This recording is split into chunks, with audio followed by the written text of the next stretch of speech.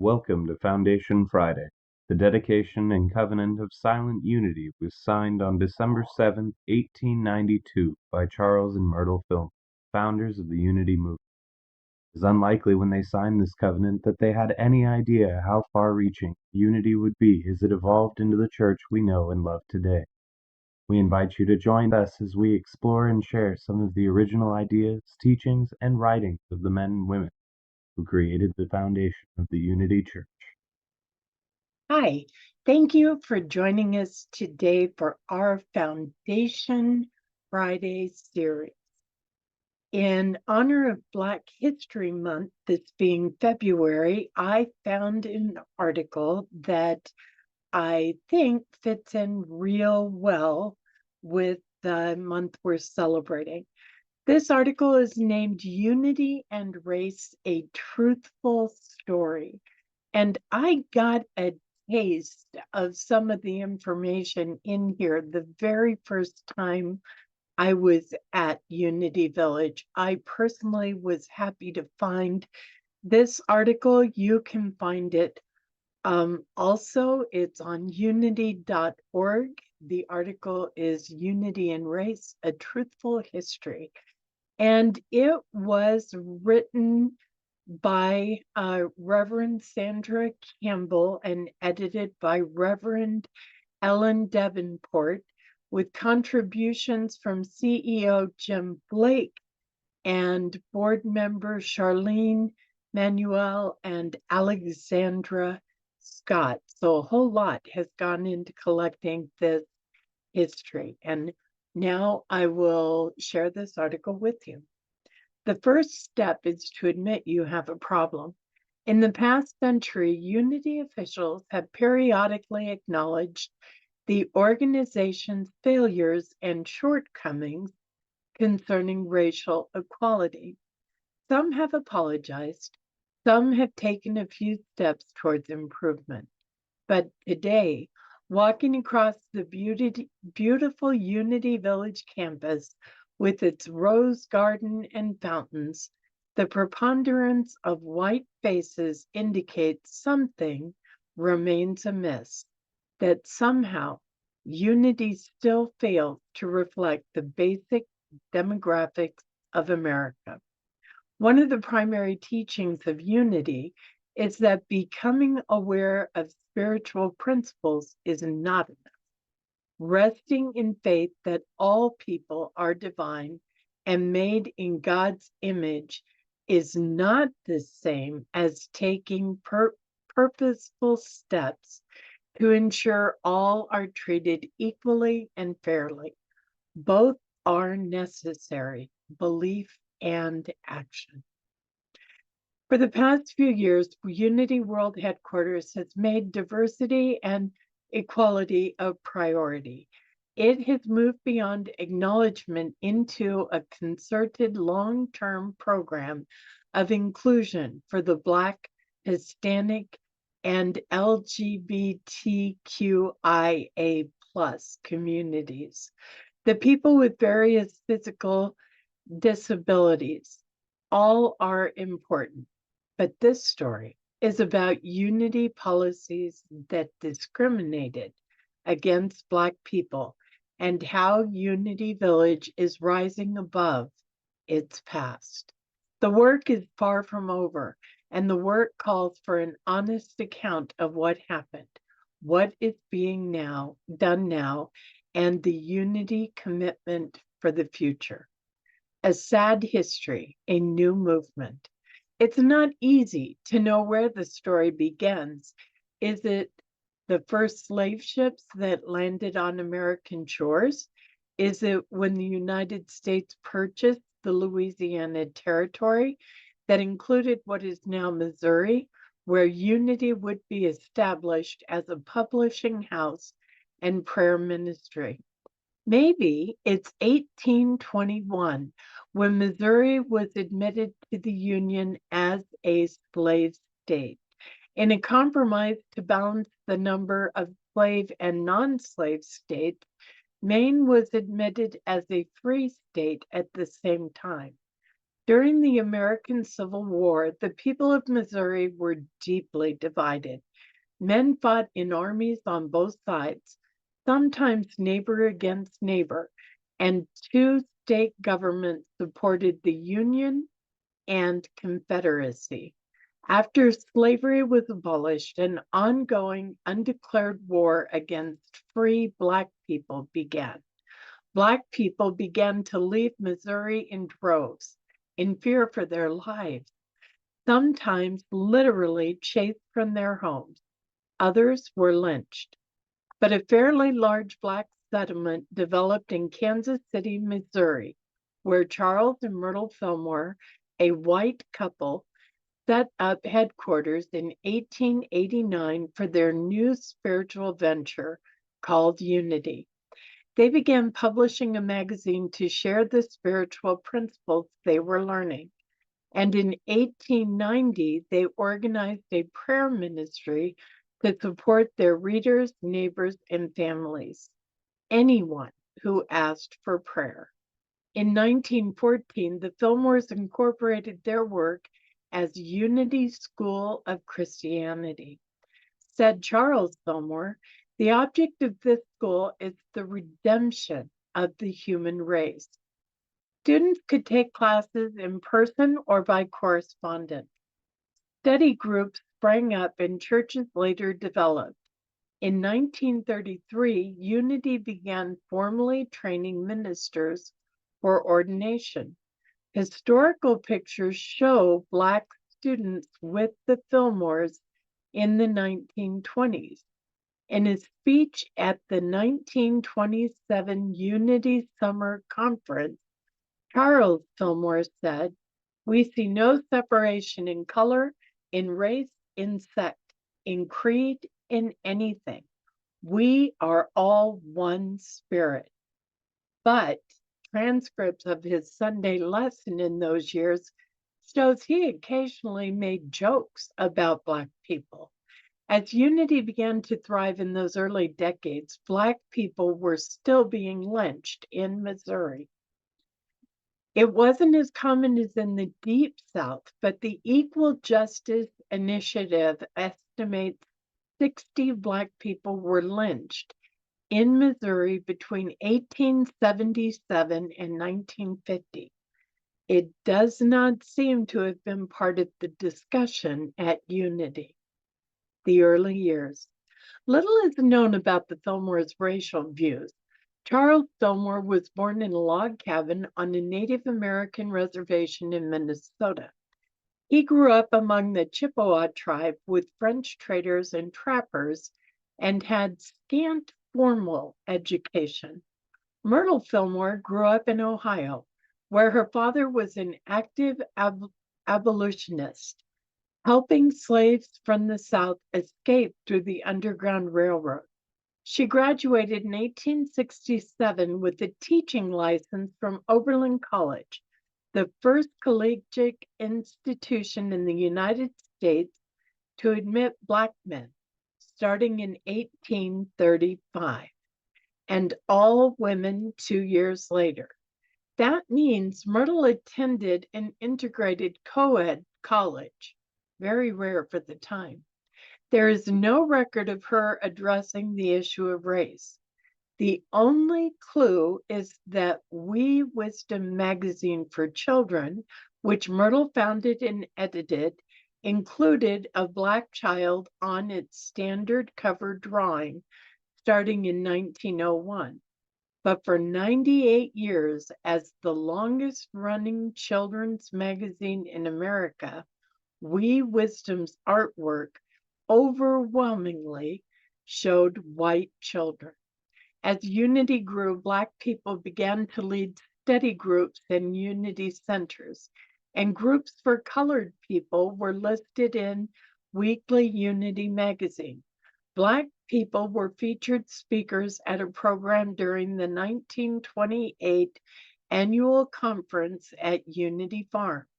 They were admitted to the Unity Training School, which was established in 1931 and designated as a 4-year correspondence school with students encouraged to visit the campus for 1 month each summer. The training school was housed at Unity Farm in what is now the Education Building, built in 1929. The country setting was more pleasant for out-of-town students than the crowded downtown headquarters. Classes included Bible interpretation, healing principles, and prayer, using some of the original books published by Unity. In 1933, Rickard Fillmore, the second son of Charles and Myrtle, established a ministerial training program at Unity Farm. There was one caveat: Black students were not allowed to live on Unity grounds. They could participate in classes and activities, but could not spend the night. It was a reflection of Jim Crow practices at the time, and perhaps of what were called sundown towns, where Black people were clearly told they would not be safe after dark. Starting in 1934, the training school bulletin stipulated, owing to limited living accommodations at Unity Farm, it will be necessary for all colored students who register for classwork to live in Kansas City. Colored students should write to us as early as possible in regard to their plans so that we may arrange for their comfort and convenience in Kansas City. Those arrangements were made by Mary Walker, one of a handful of Black Unity employees, who also supervised cooking. The bulletin specified meals will be served a la carte to Negro students in the terrace tea room, which meant separately from white students. The discriminatory housing policy was challenged by a Black-owned newspaper in Kansas City, The Call, founded in 1919 and still published today. In 1934, Lowell Fillmore, the eldest son of Charles and Myrtle, who was general manager at the time, was quoted trying to explain, "We are feeling our way along. This is Missouri, and the Missouri people are not educated to the point as yet where they will accept Negroes on a basis of equality." Two defining stories. Unity clearly reflected the racial attitudes of America and Missouri at the time, and evidently no one questioned it. It was an organization full of ministers and teachers who believed they were offering truth about the love of God and the divinity of humankind. No one seemed to notice the disconnect between the Unity teachings of universal oneness and the policies that actively discriminated against Black people. That is, no one white seemed to notice, and white people were running Unity. Then two things happened in the middle of the 20th century. Any attempt to condense 130 years worth of racial history at Unity must include both histories. The first is Johnnie Colemon. The second is the swimming pool. In 1952, Unity for the first time ordained two Black ministers, Mabel Butts and Helen Mutton. The next year, another Black woman, Johnnie Colemon, began studying for the ministry. She had been drawn to the healing principles taught by Unity after she was diagnosed with the terminal illness and given just 6 months to live. Alive and now healthy, she was herself a healing miracle, and she wanted to dive deeply into the teachings to change others' lives as well. Like all Black students, she was told she could not live on campus. For 2 years, Colemon commuted 15 miles each way to the YWCA in Kansas City. One day on her way to school, her car broke down in the pouring rain. By the time she got to campus, she had had enough. She wrote later, dripping wet, she found her white classmates in the restaurant, burst into tears, and told them, "I can't take it anymore. I'm finished. I won't be back." Her classmates wouldn't accept it. They signed a petition urging Unity to provide housing for Coleman, and the school relented. Unity offered her a cottage at the end of the farm where some of the workers lived. It was not a nice cottage, and they expected me to say no. I said, "Fine, take me to it." Johnny Coleman, like Unity, was changed by the experience. I made up my mind the first night in that cold cottage that I would be very aware of all the people in my ministry, she later wrote. I knew the series of events that I had experienced would no doubt make me a leader among my race.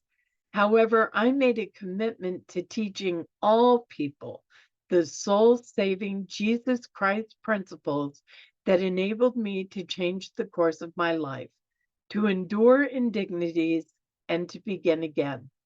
After that, the training brochure no longer said Black students would have to live in Kansas City. For many years, however, housing on campus remained segregated and of unequal quality. Excuse me. Johnny Coleman moved on to spectacular success. A discussion group that had met around her table eventually grew into a church in Chicago called Christ Unity Temple that attracted thousands of people.